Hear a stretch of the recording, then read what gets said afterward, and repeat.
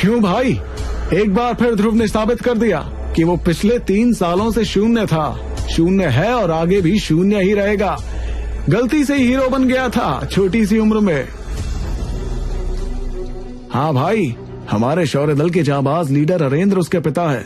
अगर ऐसा ना होता तो हम लोगों ने इसे कब का मैसेडोरिया से बाहर फेंक दिया होता।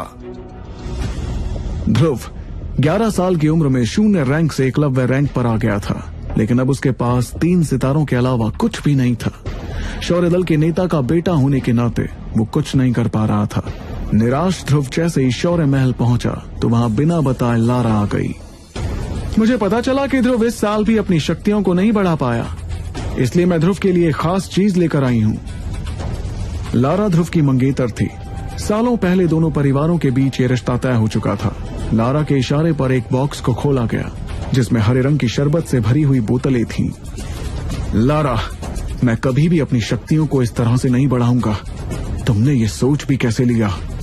ध्रुव का गुस्सा 7वें आसमान पर था, जिसे देखकर लारा ने मौके पर चौका मारा।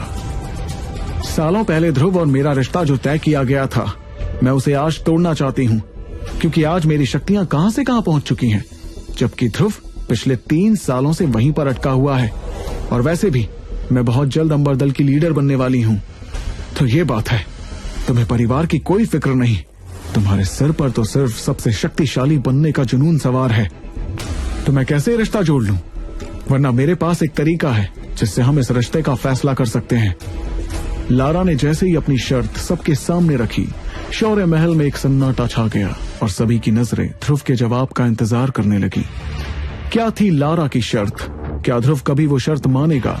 आखिर किस वजह से ध्रुव की शक्तियां पिछले 3 सालों से आगे नहीं बढ़ पा रही? तोहफे में क्या लाई थी लारा जिसे देखकर ध्रुव भड़क उठा? क्या ध्रुव फिर कभी एकलव्य रैंक हासिल कर पाएगा? पर कैसे? लारा द्वारा की गई बेइज्जती का कैसे देगा ध्रुव मुंह तोड़ जवाब? इस जंग में किसकी होगी जीत और किसकी होगी हार?